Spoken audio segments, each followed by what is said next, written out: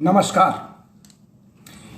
इलेक्ट्रोहोपैथी के इस विशेष एपिसोड में हम आपके लिए लेकर के हाजिर हैं इलेक्ट्रोहोपैथी का स्पेशल क्लास, जिसमें आज का विषय आप सबको पहले ही बताया गया है कि कैंसर में इलेक्ट्रोहोपैथी की औषधियों का योगदान। इससे पहले कि हम इलेक्ट्रोहोपैथी की औषधियों का योगदान समझें, हम संक्षेप में कैंसर के बारे में कुछ अपडेट कर लें। आप सबको ये जान के हैरानी होगी कि देश में प्रतिदिन 15 से 20 लाख लोग कैंसर से पीड़ित होते हैं और पूरे वर्ष लगभग 2 करोड़ से अधिक पूरे विश्व की ये आंकड़न है WHO का कि 2 करोड़ लोग पूरे विश्व में कैंसर से पीड़ित होते हैं। अब इतना भयावह स्थिति इस कैंसर की, और कैंसर एक लैटिन वर्ड कैंकर से बना है, जो आर्थ्रोपोडा संघ का एक जंतु है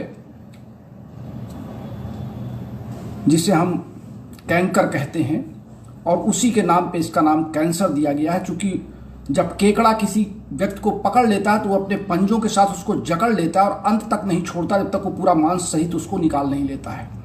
वही स्थिति हमारे कैंसर के पीड़ित रोगियों के लिए होती, चूंकि इसके जो कैंसर के जो लक्षण हैं वो इतने विकराल होते हैं, इतने भीषण होते हैं कि व्यक्ति को ये छोड़ने से बाज नहीं, छोड़ते ही नहीं है। इस कारण से इसका नाम कैंसर दिया गया। अब कैंसर होता क्या है? दरअसल हमारे शरीर के किसी भी अंग में हर कोशिकाओं की एक समान गतिविधि है विभाजन की। जन्म से लेकर के 20 से 22 साल तक हमारे शरीर की लंबाई, चौड़ाई, मोटाई बढ़ती है, प्रत्येक कोशिका डिवाइड होती है। उसके बाद कोशिकाओं का विभाजित होना, इसकी जो दर है वो कम होने लगती है। लेकिन जब किसी अंग में सामान्य कोशिकाएं अपने विभाजन को रोक दी हों और असामान्य कोशिकाएं वहां पर दिखने लगी हों, और वो असामान्य कोशिकाएं एक असामान्य तरीके से, या जिसको कहते हैं अनलिमिटेड टाइम में या अनलिमिटेड सर्किल में, वो कोशिकाओं का डिवाइडेशन होने लगे और कोशिकाएं बढ़ने लगे, तो हम इसको कैंसर की तरफ इंगित करते हैं। हालांकि हम जानते हैं कि कैंसर का जो प्रमुख कारण है, पहला कारण तो ये जेनेटिक कॉज है, जो हमको विरासत में मिलती है अपने माता पिता, ननिहाल साइड से या दादा दादी के साइड से, कि अगर हमारे किसी जीन पर हमारे माता पिता को कैंसर है तो वो जीन अगर हमारे बॉडी में एक्टिव हो गए हैं। आमतौर से जब हमने आपको मियोसिस सेल डिवीजन के बारे में चर्चा की थी तो वहाँ पे हमने आपको लेप्टोटीन, जाइगोटीन और पैकिटीन के स्टेज तक जाते जाते डीएनए के विभाजन और क्रोमोसोम्स का एक्सचेंज बताया था। तो जब कभी हमारा इनएक्टिव डीएनए हमारे शरीर में आकर, यानी विभाजन के समय वो इनएक्टिव था लेकिन बाद में नेक्स्ट जनरेशन में वो एक्टिव हो गया, तो डीएनए अगर हमारे दादा दादी के जीन्स में है तो वो हमारे माता पिता में भी आए होंगे, हमारे नाना नानी में है तो हमारी माँ के साथ आए होंगे। तो वो जीन जब हमारे शरीर में रीएक्टिव हो जाते हैं तो फिर वो एक असामान्य तरीके से किसी विशेष अंग में जहाँ पे वो एक्टिव होते हैं, उस विशेष अंग की कोशिकाओं को असामान्य रूप से बढ़ाना शुरू करते हैं। शुरुआती दौर में ये समझ में नहीं आता है, लेकिन जब असामान्य कोशिकाएं असामान्य तरीके से बढ़ती नजर आएँ, धीरे धीरे उनमें दर्द शुरू हो, एक गांठ या ट्यूमर बनना शुरू हो, फिर दर्द शुरू हो, बाद में उसमें पस आना शुरू हो, और वो घाव किसी भी प्रकार की दवाइयों से नहीं बंद हो रहा है, तो अंत में डॉक्टर उसकी बायोप्सी कराते हैं या उसके टेस्टिंग कराते हैं और फिर ये कहते हैं कि आपको कैंसर हो गया है। दूसरा काज जेनेटिक न भी हो। आजकल के बदलते माहौल में हम फास्ट फूड खाने के आदी हो गए हैं, पैक्ड फूड खाने के आदी हो गए हैं, पुकार गुटखा, धूमपान करना, हम इसके आदी हो गए हैं। महिलाओं में ब्रेस्ट कैंसर या सर्वाइकल कैंसर, सर्विक्स कैंसर और यूटेरस में कैंसर होना, ये अब आम बीमारी हो गई है या आम रोग हो गया है। और विशेष करके जो महिलाएं गर्भ निरोधक गोलियों का इस्तेमाल करती हैं, उनके भी बैड इफेक्ट देखे गए हैं, या जो मीनोपॉज में जा चुकी हैं उसके बाद उनके विभिन्न प्रकार के हार्मोनल एक्सचेंजेस के बाद भी ये इस तरह की परेशानियां देखी गई हैं। तो कैंसर का काज अब एक तरीके से पूरे जनमानस में, बच्चे से लेकर के बुजुर्ग तक, पुरुष और महिला में दोनों में फैल चुका है। विशेष करके हमारे जो फैक्ट्री वर्कर्स होते हैं, जहाँ पे विभिन्न प्रकार के निकल्स है, शीशा है, जस्ता है, इस तरह की फैक्ट्रियों में जहाँ पे उसके गर्द उड़ते हैं, वो सांस के द्वारा हमारे शरीर के लंग्स में पहुँचते हैं। वहाँ पे वो अपना अनएक्सपेक्टेड वर्क शुरू कर देते हैं हमारी सेल्स में, और वहाँ पे सेल का डिवाइडेशन अनएक्सपेक्टेड हो जाता है। इसी तरीके से धूमपान द्वारा या खान पान के माध्यम से हमारे आहार नाल में कोई ऐसा इन्फेक्शन हो जाए, कोई ऐसा काज पहुँच जाए जिससे हमको कैंसर की संभावनाएं बढ़ जाएं। तो संभावनाएं कई, हम यहाँ पर बहुत डिटेल में आपसे चर्चा नहीं कर सकते। इसके पहले हमने कैंसर पर कई वीडियो बनाए हैं और आप सब ने उसको लाइक भी किया है। आज आप सबकी मांग पर हमने कैंसर में इलेक्ट्रोहोम्योपैथी की औषधियों की योगदान की चर्चा की है। कैंसर को अगर हम ये देख लें कि जो एक तरीके से जो इसके ग्रेड और स्टेज, हम इस पर भी थोड़ा सा प्रकाश डालेंगे, ज़्यादा नहीं। हमारे यहाँ एक शब्द है TNM, T for tumour, N for nodes and M for metastasis. Tumour को हम एक ग्रेड देते हैं 1 to 4। अगर ट्यूमर के आगे या टी को हमने 1 लिखा है तो इसका मतलब कैंसर हमारा अभी शुरुआती दौर में है, और अगर हमने 4 लिख दिया है टेस्टिंग के बाद तो इसका मतलब वो अपने बृहद स्टेज पर है। N फॉर निम्फ नोड, या जो निम्फ नोड्स होते हैं हमारे, या नोड्स में जो लिम्फेटिक नोड्स होते हैं, जब उनमें कैंसर फैल जाता है या वहाँ तक कैंसर पहुँच जाता है, हमारी टिश्यूज़ के अंदर जा करके हमारी कोशिकाओं के लिम्फ नोड को वो डिस्टर्ब करता है, जो लिम्फ की नोड है वहाँ पे वो डिस्टर्ब करता है, तो उसको हम यन से रिफ़र करते हैं। अर्थात लिम्फ नोड को हमने शॉर्ट में यन कहा है, जिसमें 0 से 3 तक का हम ग्रेडिंग करते हैं। 0 का मतलब है कि शुरुआती दौर, और 3 अगर हमने लिख दिया है तो इसका मतलब कि कैंसर वहाँ पर बिल्कुल बृहत अपना स्टेज जमा चुका है। तीसरा जो हमारा शब्द है यम फॉर मेटास्टेसिस। तो मेटास्टेसिस अर्थात यह हमारे कई अंगों में फैल चुका है, किसी एक अंग में नहीं बल्कि कई अंगों में फैल चुका है, और आसपास के अंगों को भी ये प्रभावित कर रहा है। तो 0 का मतलब वो एक ही अंग में है, और 0 के आगे अगर हमने 1 2 3 4 कर दिया, इसका मतलब वो आसपास के कई अंगों में फैल करके अपना स्टेज बना रहा है। ये हमारा TNM का एक संकेत है। दूसरा, हम ग्रेड जो देते हैं, अक्सर लोग पूछते हैं कैंसर आपका किस ग्रेड में है। मैं भी अपने तमाम रोगियों से जो मुझसे चर्चा करते हैं, वीडियो कॉल करते हैं, तो मैं उनकी रिपोर्ट देखता हूं, या फिर मैं सवाल करता हूं उस संबंधित डॉक्टर से जो हमको रेफर करते हैं कि आप, तो मैं पूछता हूं आपका किस ग्रेड में है, आपने क्या चेक किया, देखा कि नहीं है। तो डॉक्टर कहते हैं सर 3rd ग्रेड में है, 2nd ग्रेड में है, 4th ग्रेड में है। अब यहाँ पे हम पहले ग्रेड की बात कर लें कि हमारा जो ग्रेड है वो मुख्य रूप से 3 ग्रेड में है। फर्स्ट ग्रेड में ये होता है कि जो कोशिकाएं सामान्य सेल हैं और सामान्य सेल की तरह ही दिखाई पड़ रही हैं, यानी जो कैंसर की सेल्स हैं वो बिल्कुल हमारे जो एक उस पर्टिकुलर ऑर्गन में जिन कोशिकाओं का जो सामान्य रूप है उसी तरीके वो दिखाई पड़ रही हैं और धीरे धीरे बढ़ रही हैं। लेकिन कैंसर का अटैक वहाँ पर है, अर्थात कोशिकाएं वहाँ पर डेवलप करें, लेकिन उनका जो स्ट्रक्चर है या जो उनका फिनोमिना है वो अपने पास वाली कोशिकाओं के समान ही है। इस नाते उन दोनों को मैचिंग करना थोड़ा सा कठिन हो जाता है। सेकंड ग्रेड में क्या होता है, कोशिकाएं तो सामान्य ही होती हैं लेकिन वो तेजी से अपग्रेड करती हैं, तेजी से बढ़ने लगती हैं। और जो ग्रेड 3 की कोशिकाएं होती हैं वो बिल्कुल अपने आसपास की कोशिकाओं से बिल्कुल बदली हुई कोशिकाएं, असामान्य उनका स्ट्रक्चर बदला होता है, उनका डेवलपमेंट बदला होता है और उनकी जो ग्रोथ होती है वो अनएक्सपेक्टेड होती, बहुत तेज ग्रोथ पड़ती है। ये हम 3rd ग्रेड में लेते हैं। और एक होता है GX करके हम और ग्रेड बनाते हैं, जिसमें हम कोशिकाओं के टाइप का आकलन नहीं कर पाते, लेकिन ये मान लेते हैं कि ये कोशिकाएं असामान्य रूप से यहाँ पर जमा हो रही हैं और इनमें गांठ या कड़ापन आ रहा है, और बाद में देखते हैं कि उसमें कई मुख फूट जाते हैं, पस निकलने लगता है और पेशेंट दर्द से चिल्लाता है, तो वो हमारा GX ग्रेड हो जाता है, लास्ट ग्रेड हो जाता है। जो असामान्य कोशिकाएं होती हैं ये अनियंत्रित होती हैं और अनियंत्रित तरीके से बढ़ती हैं। इसीलिए कैंसर की अगर हम डिफिनीशन की बात करें तो शरीर के किसी भी अंग में या किसी भी पार्ट में असामान्य तरीके से अनियंत्रित कोशिकाओं का बढ़ जाना, उनकी संख्या में वृद्धि कर जाना, उनका स्वेल कर जाना, वहां पे ग्रुप ऑफ सेल का एक गुच्छा या गांठ बना लेना, इसको हम कैंसर की डिफिनीशन में ले सकते हैं। एक बार फिर मैं आपको समझा दूं, द ग्रुप ऑफ जिसको कह सकते हैं ऐसी कोशिकाओं का समूह जो अन्य कोशिकाओं से बिल्कुल अलग दिखाई पड़ती हो, जो बॉडी की अन्य कोशिकाएं हैं या उस ऑर्गन की अन्य कोशिकाएं, उनसे एक अलग कोशिकाओं का एक समूह या गुच्छा या गांठ बन जाना, जो किसी प्रकार की दवा से ठीक ना होना और लगातार उसका बढ़ते रहना। बाद में उसमें तमाम छोटे छोटे और आकार के, एक तरीके से इसको हम द्वीप समूह कह सकते हैं, गुंबद कह सकते हैं, या जैसे कोई ज्वालामुखी के जो लावे फूटते हैं उस प्रकार का जो बगल में डस्ट मटेरियल गिरता है, अपने आप ऊंचा नीचा पहाड़ की तरह बना लेता है। या अगर आपने देखा हो कि ऐसे जो सांप की मांदी होती है, जहाँ पे सांप बहुत पाए जाते हैं, उन स्थानों पर तमाम उठे पुठे या जो पठार इस तरीके के छोटे मोटे ऊपर नीचे अप डाउन करते हैं, इस तरह के तमाम स्ट्रक्चर नाम दिए जा सकते हैं कैंसर की डेफिनेशन में, कैंसर के प्रकार में या उनके स्ट्रक्चर में। लेकिन सभी प्रकार के कैंसर का मूल बेस यही है कि शरीर में किसी भी पार्ट में असामान्य कोशिकाओं का अनियंत्रित हो जाना।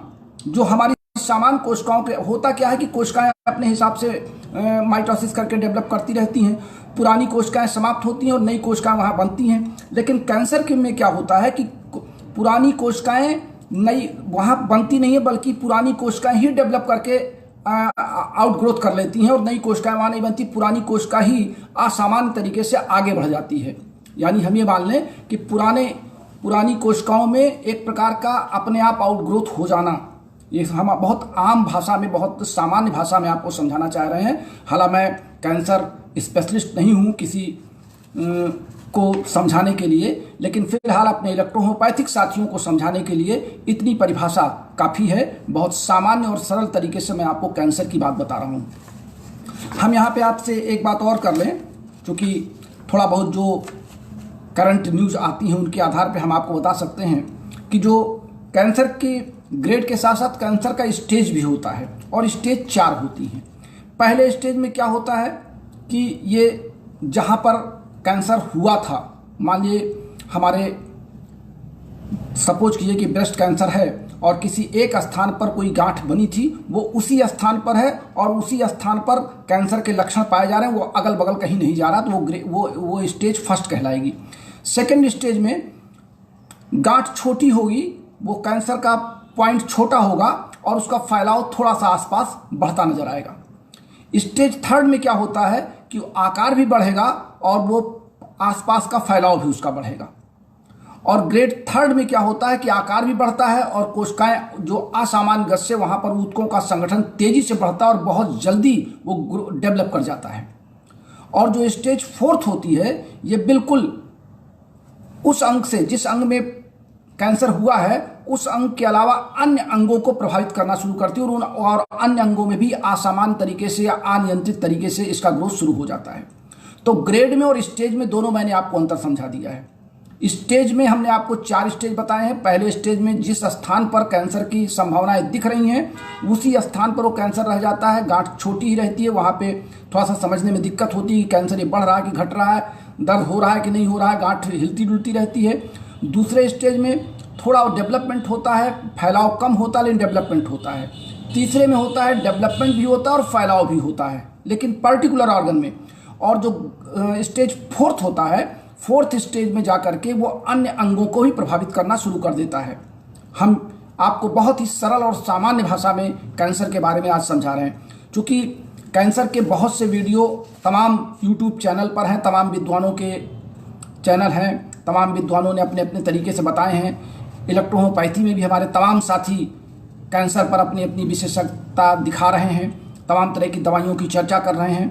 अब कितने प्रतिशत वहाँ पर सफलता मिल रही मैं इसमें नहीं जाना चाहता, लेकिन मैं ये मान सकता हूँ कि इलेक्ट्रोहोम्योपैथी में कैंसर को ठीक करने की संभावनाएं अन्य चिकित्सा पद्धतियों की अपेक्षा कुछ बेहतर दिखाई पड़ रही हैं।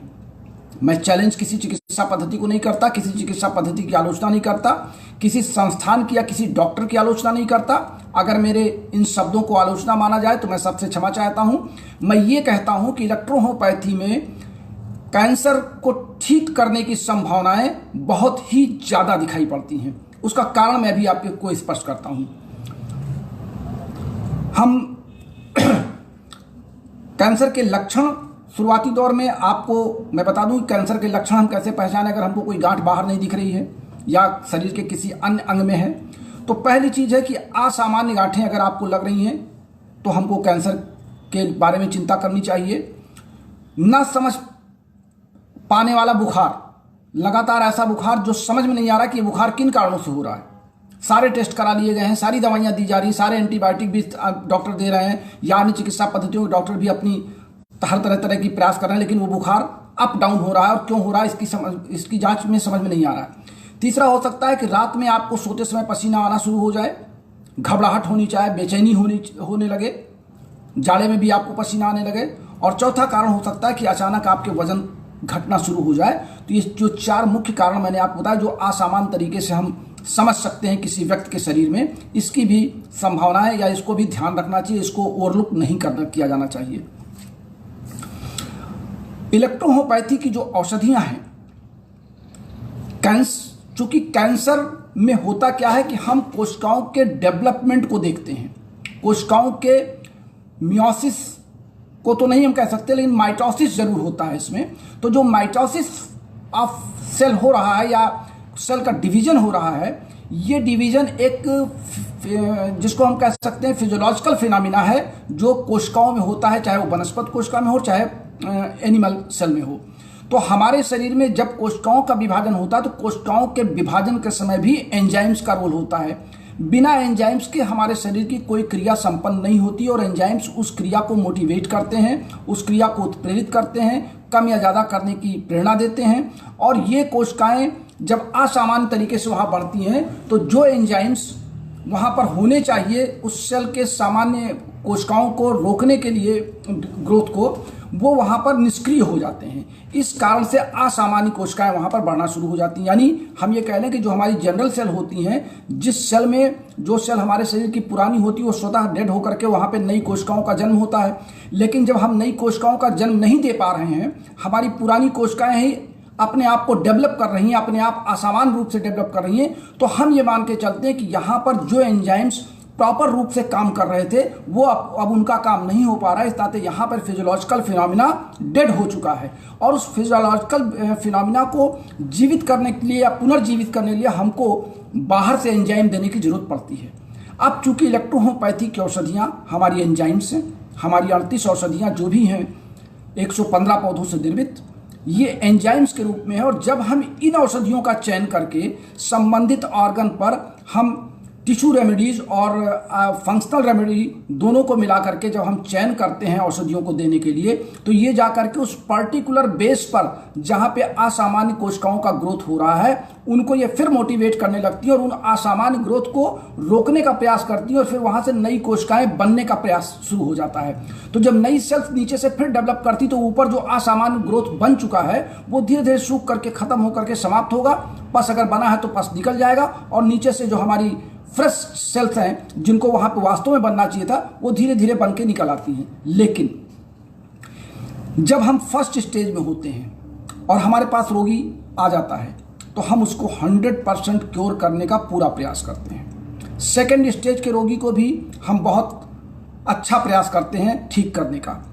थर्ड और फोर्थ स्टेज में तो चूंकि उसका नाम ही है मेटास्टेसिस, तो मेटास्टेसिस में जब वो पहुंच जाता है, विभिन्न अंगों में वो पहुंच जाता है, विभिन्न ऑर्गन्स को डिस्टर्ब करने लगता है, तो वहाँ पे हम इलेक्ट्रोहोम्योपैथिक चिकित्सक हो या अन्य चिकित्साविद का चिकित्सक हो, अपने हाथ पैर ढीले कर देता है और कहता है कि रोगी को अब आराम कराइए, अब इसमें कुछ संभावनाएं नहीं बची। क्योंकि जब सारे के सारे ऑर्गन्स ही कैंसर से पीड़ित हो जाते हैं जहाँ तक वो फैल पाता है, तो वहाँ पे डॉक्टर क्या करेगा, हताश हो जाता है। हम केवल इलेक्ट्रोहोम्योपैथी की औषधियों से एंजाइम्स पहुँचा करके उस रोगी की लाइफ टाइम को थोड़ा बढ़ा देते हैं और ऐसा हम लोगों ने किया भी है। जिस रोगी को ये कहा गया इनको घर ले जाइए और ये 2-4 महीने के मेहमान हैं, ऐसे रोगियों को हम लोगों ने लॉन्ग टाइम तक परिवार के सदस्यों के बीच रखा है और परिवार के सदस्यों ने उनकी सेवा की है और वो कुछ बेहतर तरीके से अपने आप को रख करके फिर इस दुनिया से गए हैं। थर्ड स्टेज के रोगी को भी ठीक करने का प्रयास हर चिकित्सा पद्धति का चिकित्सक करता है, लेकिन संभावनाएं केवल 30% या 25% ही होती हैं। फर्स्ट और सेकंड में हम 60 से 80% की संभावनाएं रखते हैं, थर्ड में 25 से 30% की और फोर्थ में हम प्लस या -2% या 4% में ही हम इसकी कल्पना कर सकते हैं। हालांकि ऐसे प्रयोग बहुत कम होते हैं जहां पर हम इसकी दावा करें। माउथ कैंसर या गले का कैंसर, ब्रेस्ट कैंसर, इनमें ग्रेड 1, ग्रेड 2 या स्टेज 1, स्टेज 2 में हम बहुत अच्छे परिणाम देखते हैं। लेकिन 3rd और 4th स्टेज में रोगी चूंकि उसके सारे ऑर्गन्स निष्क्रिय होते जाते हैं, रोगी की सहन क्षमता और उसका इम्यूनिटी पावर इतना डाउन हो जाता है कि कोई भी चिकित्सक जब उसके पास अंतिम स्टेज में पेशेंट आता है, हमारे पास आमतौर से तो वही रोगी आते हैं जो पहले बड़े बड़े संस्थान को देख लेते हैं। जब वो संस्थान उनको कह देते हैं अब घर ले जाइए, तो एक बार वो हताश या निराश होकर के कहते हैं चलिए इलेक्ट्रोहोमोपैथी भी आजमाया जाए। तो इलेक्ट्रोहोमोपैथी जब वो आजमाने आते हैं तो भी वो निराश ही होकर आते हैं। अगर हम उनको थोड़ा जीवन दे दें तो भी उनको खुशहाली ही हम देते हैं। इस नाते हम ये मान के चलते हैं कि इलेक्ट्रोहोमोपैथी की औषधियाँ चूँकि एंजाइम्स हैं, ये जा करके शरीर पर इसका कोई बैड साइड इफेक्ट नहीं करती हैं, ये केवल काम ही करती हैं। काम नहीं भी करेंगी तो रोगी को इसका कोई साइड इफेक्ट नहीं होगा, कोई नुकसान नहीं होगा। इस नाते अन्य चिकित्सा पद्धतियों की अपेक्षा हम इलेक्ट्रोहोमोपैथी की औषधियों को कैंसर के लिए बेहतर समझते हैं और बेहतर मानते भी हैं। और इस प्रकार का अनुभव हमारे सभी चिकित्सक साथियों ने देखा भी है और लिया भी है। अब आइए, आप सब ने कहा था कि इस पर दवाएं और डोज बता दें, तो दवा और डोज की बात नहीं है। बात यह है कि हमारे इलेक्ट्रोहोमोपैथी में जो फंक्शनल मेडिसिन है वो एस ग्रुप की मेडिसिन है, जिसमें हम S5 और S1 का चयन करते हैं। हमारी जो टिश्यू मेडिसिन है हम इसमें C5 और C7 या C11 का चयन करते हैं। C11 हमारी एक प्रकार की दर्द निवारक या पेन किलर के रूप में, कम से कम मैं तो उपयोग करता हूं, आप लोगों ने किया या नहीं किया मैं नहीं जानता, क्योंकि S11 में आपका C7H5L1 है। C7H5L1, अब कुछ लोग कहेंगे कि S11 में इन्होंने C7 कह दिया, दरअसल उसमें C5A2 लगा हुआ है, तो हमने उसको और शॉर्ट कर दिया। C5 और A2 मिलकर के C7 होता है, तो C7H5 और A1 ये मिलकर के S11 बन जाएगा। S11 को देते ही हमें देखते हैं कि दर्द में राहत मिलती है। अगर इसमें हम बी मिला देते हैं, अगर गांठ कड़ी है तो हम वहाँ पे C4 का चयन करते हैं, क्योंकि हमारे शरीर में जो भी हार्ड स्ट्रक्चर होते हैं हम वहाँ पे C4 का प्रयोग करते हैं। ब्लड में अगर कैंसर हो रहा है तो हम C3 का भी प्रयोग कर सकते हैं। हम ए ग्रुप में A1 और A2, अगर शुरुआती दौर का कैंसर आया है, फर्स्ट स्टेज का आया तो वहाँ पे हम A1 से शुरुआत करते हैं। अगर सेकंड और थर्ड स्टेज में है तो वहाँ पे हम A2 की याद करते हैं। और भोजन, चूँकि उसकी इम्यूनिटी पावर को इंक्रीज करना है, तो वहाँ पे हम L2 देते हैं खाना खाने के पहले, और S10 और Vol2 देते हैं खाना खाने के बाद। मेंटल टॉर्चर ना हो रोगी, मेंटल टॉर्चर से उसको बचाने के लिए हमारा नायाब फार्मूला है जो दर्द में भी राहत देता है और रोगी को मानसिक रूप से भी राहत देता है, तो वहाँ पे हम CNS और WE का प्रयोग करते हैं। अब रोगी की अलग अलग कंडीशन पर डोज हमारा चिकित्सक स्वयं तय करता है। हमने आपको ये बताया है कि हमारे इलेक्ट्रोहोमोपैथी में ये दवाएं मिला करके कैंसर के लिए एक बेहतर परिणाम देने का हम प्रयास करते हैं। हम गारंटी कोई शब्द का इस्तेमाल नहीं करते। हम क्षमा चाहेंगे उन तमाम चिकित्सकों से जो बड़ी बड़ी गारंटी शब्द का इस्तेमाल करते हैं। मैं गारंटी से ये रोग ठीक कर देता हूँ, मेरा 100% ठीक होता है। ये सब कपोल कल्पित बातें हैं। कोई भी चिकित्सक गारंटी शब्द का इस्तेमाल नहीं कर सकता है और 100% दावा भी उसको नहीं करना चाहिए। हम संभावनाएं तलाशते हैं। हम व्यक्तिगत तौर पर रोगी के साथ अपनी सिंपैथी देते हैं। हम व्यक्तिगत तौर पर पूरा प्रयास करते हैं। सफलता असफलता ये ईश्वर के हाथ में होता है, रोगी की फिजिकल कंडीशन पर आधारित होता है, रोगी की मानसिक दशा पर आधारित होता है और डॉक्टर की डायग्नोसिस और डोज पर आधारित होता है। इसलिए सबका योगदान मिलकर के ही हम किसी भी कैंसर रोगी को बेहतर लाभ देने का प्रयास करते हैं। हम समझते हैं कि हमारा आज का ये क्लास आप सबके लिए एक अच्छा उपयोगी क्लास लगा होगा, और अगर हमारे इस क्लास से किसी अन्य साथी को कोई कष्ट हुआ हो या मैंने कुछ गलत कहा हो तो मैं उसके लिए क्षमा प्रार्थी भी हूँ। क्योंकि सोशल मीडिया है, बोलते समय फ्लो में मैं कुछ हो सकता है कि कभी मुंह से निकल जाता हो, तो उसको आप अन्यथा ना लें। क्योंकि क्लास को सजोने के लिए, क्लास में आपका इंटरेस्ट जगाने के लिए मुझे कई प्रकार से भूमिकाएँ बनानी पड़ती हैं, कई प्रकार के उदाहरण लेने पड़ते हैं। और फिलहाल इलेक्ट्रोहोमोपैथी में आज की क्लास में बस इतना ही। मिलते हैं अपने अगले क्लास में आपके नए उत्साह के साथ। इस बीच हमारे तमाम साथियों ने यह जानना चाहा है कि हम पानीपत में कहां पर पहुंचेंगे 26 तारीख को, तो मैंने अपने व्हाट्सएप ग्रुप में डॉक्टर सुल्तान सिंह का नंबर भी डाल दिया है, जो वहाँ के आयोजक हैं, उनका पंपलेट भी डाल दिया है। और दिल्ली में भी मैं रुकूंगा पूरे 24 घंटे उस कैंप के बाद लौट करके। तो जो लोग मुझसे व्यक्तिगत मिलना चाहेंगे या एक टी पार्टी या मीटिंग करना चाहेंगे हमारे दिल्ली के साथी या पंजाब के, हरियाणा के, तो मैं उनसे मुलाकात भी करूंगा 26 और 27 तारीख को। तो ये आज के क्लास में बस इतना ही है।